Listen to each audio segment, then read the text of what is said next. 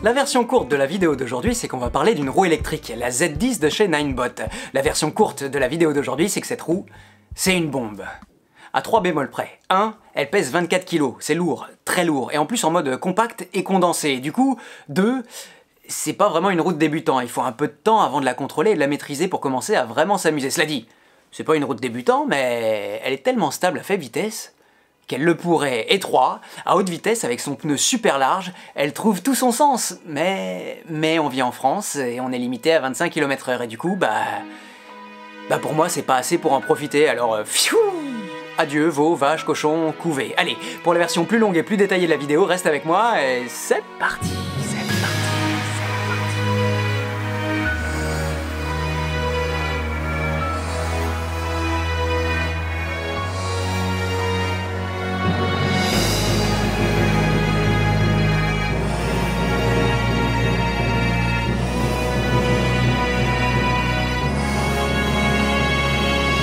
Salut à toi! Alors aujourd'hui, on va pas tester une nouveauté, non ça c'est sûr, mais bel et bien une curiosité. La Z10 de chez Ninebot. Et cette roue-là, moi, depuis son annonce, elle m'avait intrigué. Depuis, je l'attendais, c'était pour moi un succès annoncé. Sauf que l'histoire d'amour a coupé court, parce qu'elle est sortie avec la norme CE qu'en mars 2020. Enfin. Alors la roue est sortie en 2018 au départ. En 2020, on pourrait se demander si elle est toujours d'actualité. Et pour faire court, je dirais que oui. Oui, pour tout un tas de raisons qu'on va détailler. Et on commence avec les caractéristiques techniques. Alors on a une roue de 18 pouces avec un pneu de 4,1 pouces de large. Oui, tu m'as bien entendu, avec un pneu énorme pour plus de stabilité. Et ça, évidemment, on va en reparler. On a aussi un moteur à 1800 watts qui va en pic à 3000 watts et on a une batterie de 1000 Wh, 995 si on veut chipoter. Et le problème, c'est qu'elle a que 54 volts. Et là, pour moi, ça va pas. Toutes les concurrentes, elles sont à 84 ou voire 100 volts. Et là, pour une roue qui pèse 24 kg, c'est un peu léger. Sans jeu de mots. Oui, parce que donc, un des points noirs de la roue, selon moi, c'est son poids. 24 kg, tu me diras, aujourd'hui c'est pas tellement plus lourd que la concurrence, mais avec son gabarit trapu, son centre de gravité très bas, son moteur et sa batterie moins puissants, ça devient lourd à déplacer. Et encore une fois, on va en reparler. Un bébé.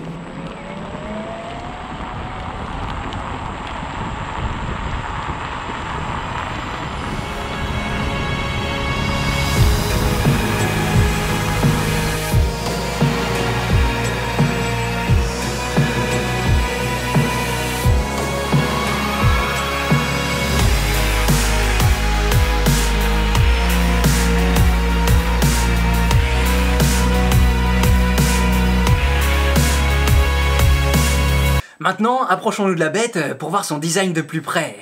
Alors évidemment, ça saute aux yeux. Oui, d'ailleurs, ça, son phare, il fait mal aux yeux. Alors on va l'éteindre, voilà. Et donc, oui, ce que je disais, c'est que sa forme, elle en dit long sur son caractère agressif et sportif. Au niveau du look, pour moi, c'est une réussite absolue. Non ? Pour moi, on dirait un concept car, tu vois, réussi, et qu'on aurait le droit de piloter.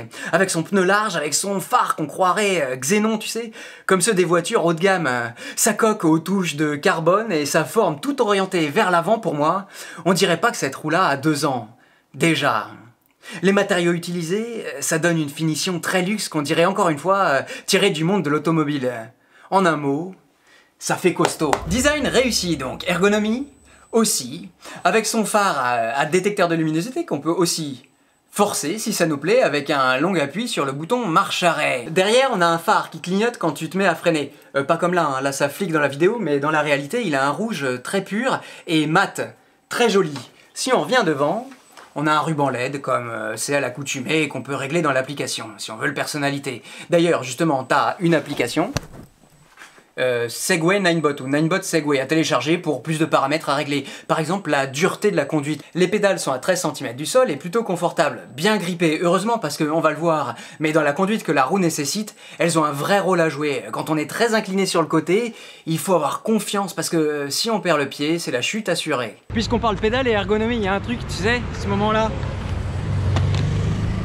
En fait, la pédale est assez fine, du coup, c'est difficile de la prendre avec le bout du pied. C'est rien, c'est un détail, mais bon, pour moi ça compte. Maintenant le trolley. Le trolley pour moi tu sais que c'est important, et celui-là je dois dire il est quasiment parfait. Facile à déplier, il culmine à 90 cm du sol, d'ailleurs je vais le descendre un peu, sinon il est plus dans le champ. Et puis il est facile à manipuler, on appréciera le fait que ça commence derrière mais ça part en biais pour être bien à nos côtés quand on veut se déplacer, pas comme celui de la MSX qui vient verticalement et du coup pour la contrôler c'est un peu parfois Olé olé. On a une poignée ergonomique, oui, bien moulée. Par contre, on regrettera quand on veut le replier. Là, le dernier cran, souvent, il veut pas. Tu vois, là, c'est difficile ou très compliqué. Même si la roue fait 24 kg, on a un coupe-circuit intégré. Oui. Alors, on n'a pas de bouton physique comme moi j'aimerais, mais on a une petite alerte sonore. Agréable à écouter. D'ailleurs, je dois dire que les alertes sonores qui sont intégrées à la roue sont plutôt agréables. Un peu comme le phare arrière, c'est mat, c'est discret. Permets-moi de revenir sur le trolley qui fait double emploi. Oui, parce que quand la roue est éteinte, il fait aussi support de pause, tu vois. Comme ça, la roue tient toute seule. Parfait, tu vois, elle a vraiment toutes les options qu'on voudrait d'une roue en 2020. Elle a les options d'une routière, elle a aussi les options d'une urbaine. Maintenant alors, passons au vrai sujet, la conduite, oui, parce que c'est là que cette roue-là tire son épingle du jeu. Franchement, au départ, avec ce pneu énorme, je pensais qu'à faible allure, elle serait impossible à manipuler. Mais au contraire, comme on a une grande assise au sol, on peut rouler tout doucement et on n'a aucun mal à tourner. Donc voilà, je commence sur une bande blanche, virage, tu vois ? Je dirais que le problème, c'est plutôt au démarrage. Comme on a dit, elle est très lourde et pas très puissante. Du coup, rien que pour ça, je dois dire que cette roue-là, pour moi, c'est pas une urbaine. S'il faut passer son temps à accélérer et freiner, l'expérience devient pénible dans la durée. Pour peu que t'aies un démarrage en côte à faire ou un obstacle à gérer, bah ça devient franchement compliqué. Oui, pas une urbaine donc, même si, à mon sens, franchement, elle avale très bien les pavés. À faible vitesse donc, ça va. À faible vitesse, on pourrait même dire que c'est une route débutant si on en juge par sa stabilité. Le problème, je dirais que c'est à mi-chemin qu'il est. Entre 15 et 25 km/h. Et le problème, c'est qu'en France, aujourd'hui, c'est justement à ce mi-chemin-là qu'on est cantonné. Du coup, oui, à allure moyenne, j'ai pas trouvé qu'elle était très agréable à rider, oui. Disons qu'à allure moyenne, elle arrive pas totalement à s'exprimer. Alors franchement, écoute pas du tout ce qu'il te dit, le mec dans l'atelier, là, il a tout faux. Moi, je suis sur le terrain, je peux te le dire. Tu vas doucement, enfin pas trop vite, pas trop doucement, tu te mets en position popotin et tu godilles.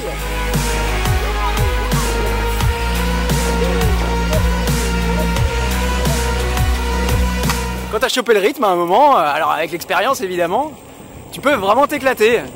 Bah du coup je suis très partagé. Ce qui est sûr c'est que dans la rue, je sais t'entends rien. Ce qui est sûr c'est que dans la rue, pour moi, c'est pas assez versatile comme objet. Mais là...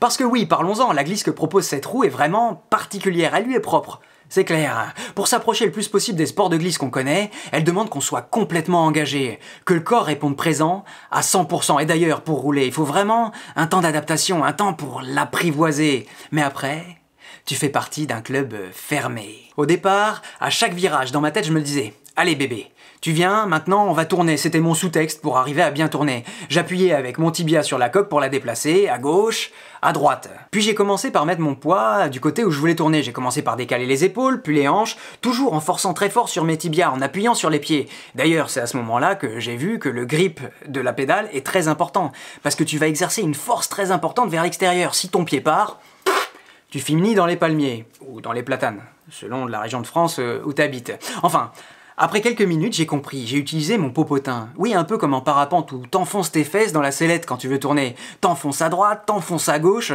ou un peu comme en moto, tu vois. Tu sors la fesse de son acte et tu la poses à côté, comme si tu voulais t'asseoir à côté de la roue. Là, c'est tout ton corps qui doit participer, c'est une conduite sportive et engagée. Bref, quand t'as trouvé le truc, tu commences à vraiment te régaler quand tu commences à faire des grands virages comme ça. Quand je te dis que c'est physique et qu'il faut s'engager vraiment à la fin de la journée, quand t'as bien roulé, t'es vanné. C'est du sport. J'ai mal au mollet.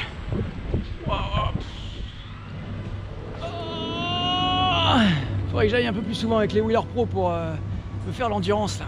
Aïe. Wheeler Pro, tu connais? Une chose que j'ai pas dite, son gabarit est plus bas que les autres. Elle se culmine à 54 cm, tout compris. Du coup, bah, ça fait une bonne roue très sportive pour les gens comme moi, qui sont pas très grands. Je tenais à le préciser. Pour le off-road maintenant, dont j'ai pas parlé, mais dont on me parle souvent en commentaire, bah, je dois dire que c'est un petit peu compliqué pour juger. Oui, elle encaisse très bien les aspérités avec son gros pneu tubeless, on se sent vraiment en sécurité sur tout type de revêtement. Par contre, au moindre obstacle, on peut se faire surprendre. Et avec son poids, comme je t'ai dit, avec son gabarit, son centre de gravité très bas, c'est très difficile de récupérer. Du coup, je sais pas, le mieux c'est de tester. Sans transition, merci Hirou de m'avoir prêté la roue pour te la présenter. Oui, parce qu'à ce jour, en France, c'est les seuls à la distribuer avec la norme CE. Merci parce que vraiment, dans le monde de la roue, celle-là, elle est différente. Ça fait plaisir de voir une roue pas comme les autres, d'avoir une option différente à proposer. En effet, plusieurs options, ça veut dire plusieurs types de pilotes représentés, en fonction de ses envies, de sa force et de sa sensibilité. Allez, à la prochaine pour une nouvelle vidéo et un nouveau sujet. D'ici là, tu peux liker la vidéo pour l'encourager, la partager si elle te plaît, ou t'abonner pour soutenir ce que je fais. Post-scriptum, le soleil est en train de se coucher, je suis en train de rentrer et plus ça va, plus je me dis que c'est compliqué de faire une review de roue. Bah oui, parce que moi je te donne mon avis, et je tiens compte que de mon expérience, de mon gabarit. Ça m'intéresse de savoir, toi t'aimerais que ce soit seulement objectif, je te donne des chiffres et puis tant pis. Ou alors ce qui t'intéresse c'est justement ça, mon expérience, mon ressenti. Voilà. Franchement je sais pas, je te pose la question, dis-moi. Pour la suite, je suis curieux de savoir ce que t'en penses. Typiquement pour cette roue là, qu'est-ce que tu veux que je te dise? Bah oui, je suis pas du tout à l'aise quand je suis sur la route. Je suis très à l'aise quand je suis sur une piste cyclable. Un peu moins, un peu entre deux quand je suis sur du tout-terrain. Bon, je peux te le dire que comme ça. Après, toi à ma place évidemment tu penserais différemment, sûrement. C'est compliqué de faire des reviews de roues, c'est tellement personnel. Enfin c'est pour ça, quoi qu'il en soit, faut toujours tester avant d'acheter. Allez, à plus la vie. Youpi! C'est le nouveau Roland Garros là, t'as vu? Ouais, bientôt on fera des balades dans Paris comme avant, le bon vieux temps où on se prenait pas la tête, tu te souviens? Ouais, t'étais peut-être pas là encore, hein. Allez, wouhou! Il est temps de rentrer. Retourner se confiner. Tu remarqueras, j'ai enlevé le masque. Bon, ouais. Parce que quand je roule quand même, c'est plus facile pour respirer et puis je suis au milieu de la route tout seul. Sauf s'il y a un mec qui éternue très très fort et alors là, paf! Et la semaine prochaine, je suis plus là pour en parler. Stade de Roland Garros, bienvenue à Boulogne. On est à Boulogne ou on est à Paris 16 ici? Je sais pas. Tu vois finalement, pour faire des vidéos sur YouTube, je pourrais faire ça, ça ferait du contenu. Tous les jours, je te parle de tout, de rien, j'improvise. Si ça se trouve, t'entends rien parce qu'il y a le vent en toile de fond. C'est quand même un gros bastringue là. Je crois que le toit il se remet et tout, c'est bien hein. En tout cas il fait beau, ça fait du bien de sortir, de prendre l'air. Merci Lulu de rester à la maison pour t'occuper des enfants. Ça dit à l'heure qu'il est, ils doivent dormir maintenant. Tu me dis quand tu vas arrêter? Bah non, tu me dis pas d'ailleurs, t'appuies sur le bouton et puis je suis coupé. C'est toi qui maîtrise, moi je peux continuer.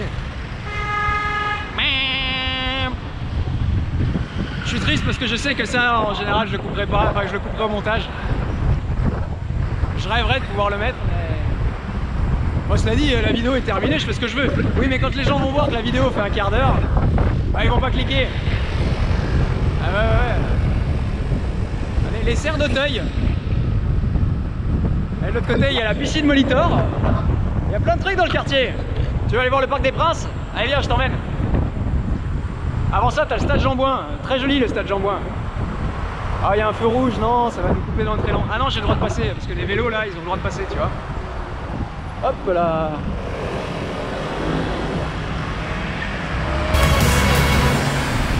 Oui, 3 minutes de post-scriptum, c'est pas terminé, hein. Ah, j'aimerais avoir les cojones de le mettre en fin de vidéo, je te promets. Alors comment on fait pour passer là? Stade Jean-Bouin. Hop. Bon, je suis sur le trottoir, mais je roule tout doucement. Bah non, regarde, je vais passer là. Oh, il est gros le trottoir là. C'est passé. Et hop, on est sur la piste cyclable. Voilà.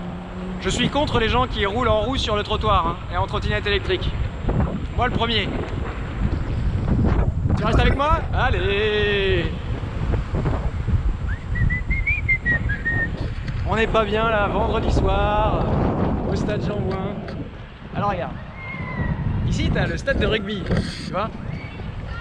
Et là-bas, tu as le stade de football, tu vois. Il y a des gens qui jouent, ok. C'est chouette, non? Mais il n'y a plus de soleil. Ah viens, on va voir le PSG. Tu crois qu'il est là Je sais pas c'est qui là. Mince, il y a des... Ça passe là, tu crois? Moi, je vais me faire gronder si je l'abîme. Ouais, un jour je ferai du freestyle et puis j'aurai plus peur de... Hop, regarde. Poum, poum, poum. Je crois que c'était là qu'ils étaient, tu sais, le soir où ils ont gagné contre Dortmund. Alors là, il y avait plein de gens, t'imagines, il y avait tous les supporters du PSG, et puis là-haut, il y avait toute l'équipe qui disait ouais, on a gagné, on a gagné. Ah, il devait y avoir de l'ambiance, là, c'était le début du confinement, je sais pas si tu te souviens. Ah, elles sont pas mal les marches là-bas. Ah, il y a tout ce qu'il faut ici. Hein. Quand j'ai testé la iFlex, je cherchais des marches comme ça. Si j'avais su, je serais venu là. Allez, on se quitte là-dessus. Je suis pas un fan de foot, mais bon, une belle image. Puis à un moment, il faut savoir s'arrêter.